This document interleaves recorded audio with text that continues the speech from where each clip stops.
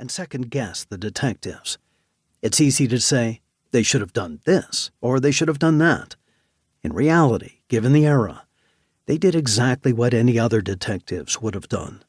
They interviewed a lot of people, and they relied on the specific scientific techniques and analyses that were available to them. In the 21st century, much of the investigation would have been done in exactly the same way.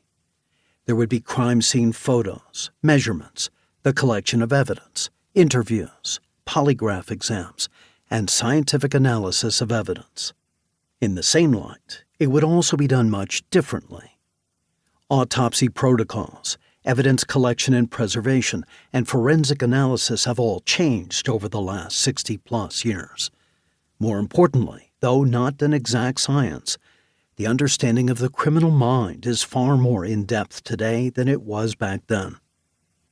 With the evidence collected in the 1960 murder of Mrs. Lacey, the potential for DNA analysis would certainly be possible today. It's a powerful tool used in solving crimes. Touch DNA is a forensic analysis requiring only a very small amount as a sample, such as skin cells left on an item after it's been handled.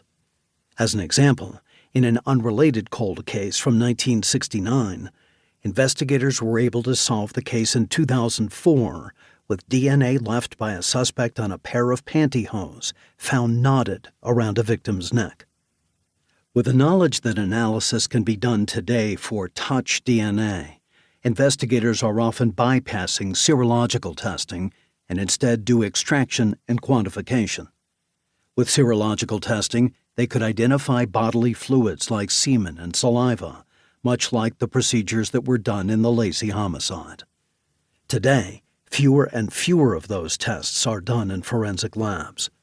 It used to be a standard test to examine a piece of evidence with an alternate light source in hopes of finding fluorescing stains.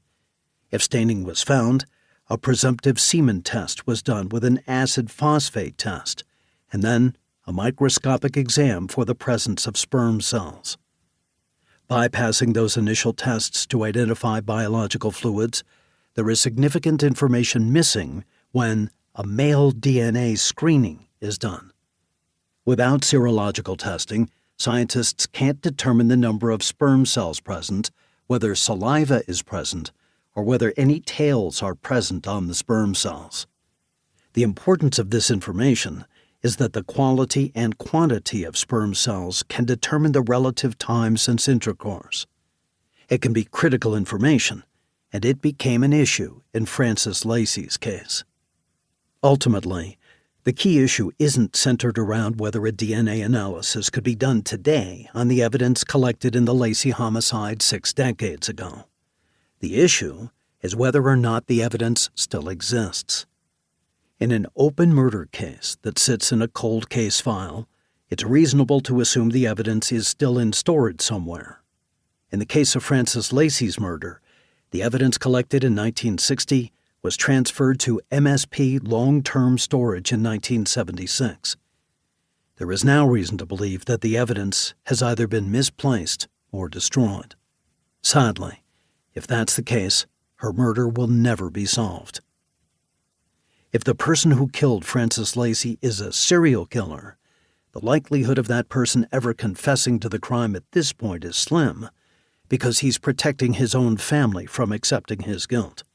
He won't talk about it or admit that he's killed anyone. He has nothing to gain by confessing to murder, and the one thing he stands to lose if he does is the support of whatever family he has. Frances Lacey's murder is so much more than a sliver of Mackinac Island's history.